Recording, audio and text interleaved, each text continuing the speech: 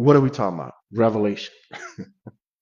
so, so when you're looking at the book of Revelation, the first thing you should do, number one, is read the whole Bible.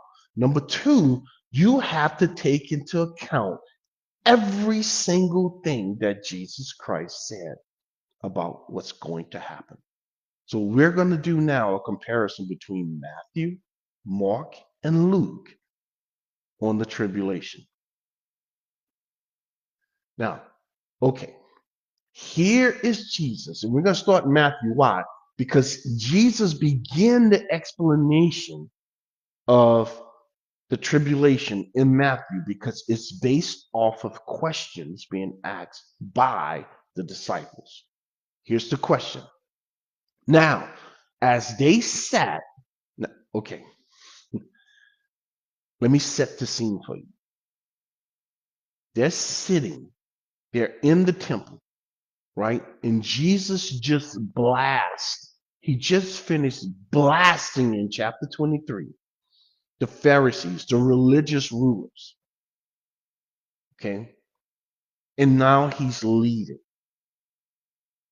And they're up on the mountain in Jerusalem, and they're looking down on the temple, all right? So let me sort of give you a visual of what I'm talking about. So here's Jerusalem, and here's the temple. They go up to the mountain, and now the disciples and Jesus are up here, and they are now looking down on the temple. Got it? In this direction right here. This direction is from the east. You say, why is that? Why are you even pointing that out? And this is the Mount Olives.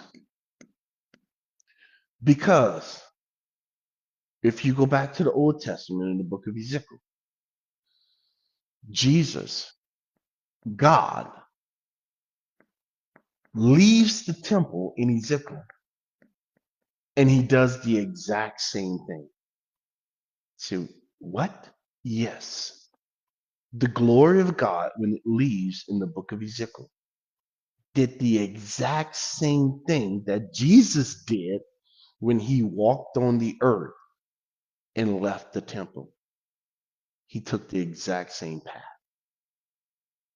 Anyhow, he sat on the Mount of Olives and he starts to tell them, and Jesus is answering questions. What questions is Jesus answering in the whole book of Revelation is about this? Tell us when. Question one, when will these things be? What things? The things he said up in verse 2. Next, what? So when and what? What will be what? The sign. Very specific, folks. Very specific. One sign. Okay? Not multiple. So when Jesus starts telling you about sign this, sign that, that is not the sign. Those are events leading up to the sign, but it's not the sign. The sign isn't earthquakes. The sign isn't wars and rumors of wars. That's multiple signs. Okay? They want one sign. One. Of what? Your coming. So what kind of sign are they looking for? They want to know what to look for, and this is visible, friends. Why? The Jews require a sign. A sign. And it's about him coming back to the earth. Coming back to the earth.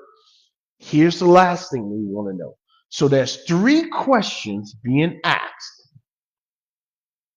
And Jesus, in the rest of this chapter, he's answering these 3 questions. The end, listen now, of the age. Okay, what age are they in when Peter, John, and James and the rest of the disciples asked Jesus Christ this question? You have to know the answer to that. You understand what I'm trying to tell you? If you don't know the answer to that question, how? How are you going to be able to find the answer in the book when you have no clue what he's talking about? You have to go search that out before you move on, because Jesus now is going to start answering these questions.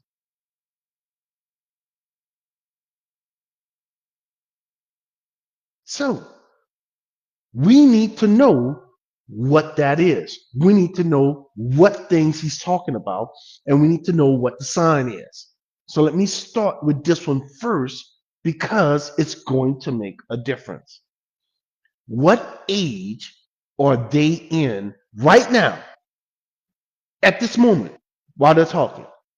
They are in, listen, the age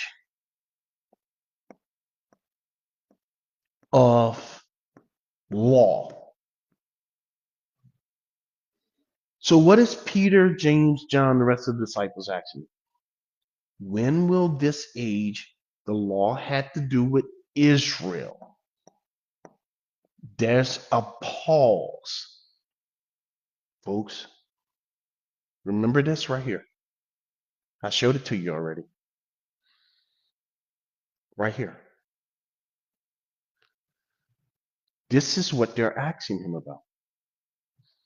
They're asking him about the age with Israel. Did they ask him anything about the church? No. Why not? Because they had no clue about some church. Church at this time was still a mystery. Folks, they were still right here. They were before the cross. So why in the world would Peter and them, they still didn't even believe he was going to die. At this time, they still refused to believe Jesus when he said he was going to die. And even while he was on the cross, they were refusing to believe it. So, what were they asking him? They had no clue about this right here, the church. So, what did Jesus started explaining to them? He started explaining to them what was written in the book of Daniel. Daniel chapter 9, to be specific. You say, what in the world is written in Daniel chapter 9? You have to go read it. You have to go read what it says. Let's go take a quick look and we're going to come back. And this, folks, this is how you study the book. Okay? So we defined in Matthew 24 what we're looking for to answer what's going to be coming up in Revelation. Now we're doing a cross reference over to chapter 9 in Daniel. So let's go look. Let's go take a look. All right. So remember when I tell you, after you read something like that, to stop. Stop. If you don't know the answer, stop. Start searching the entirety of the book to find the answer before you move on. Because if you continue to read, all you're going to do is breed confusion. Okay? So here it is. Daniel starts praying, and God sends an angel to Daniel. Daniel was a prophet, folks. That's why God sent an angel, and God sent angels to talk back and forth with prophets during that day. Does God send angels to talk to us today? No. Why not? Because you have God himself living on the inside of you, and you have something Daniel did not have. What's that? The entirety of the scriptures. All Daniel had was the writings, which is stuff like um, the Psalms, uh, Proverbs that was written by Solomon and David and others. And then Daniel also had um, the book of the first 5 books of the Bible. Okay, so and he had some of the prophets like Isaiah and Jeremiah. That's why he understood the 70 weeks. So you and I have something Daniel and the rest of these folks in the Bible didn't have. Now, while I was speaking, praying, and confessing my sins and my people Israel, presenting my supplication before the Lord my God for the holy mountain of my God, holy mountain, Mount Zion. Yes, while I was speaking in prayer, the man, he seen this angel, Gabriel, as a man. So when Gabriel showed up, did Gabriel look like an angel? No. Gabriel looked like a man. Was Gabriel a man? No. He looked like a man, though. Whom, when you get to heaven and you see Gabriel, what do you think he's going to look like?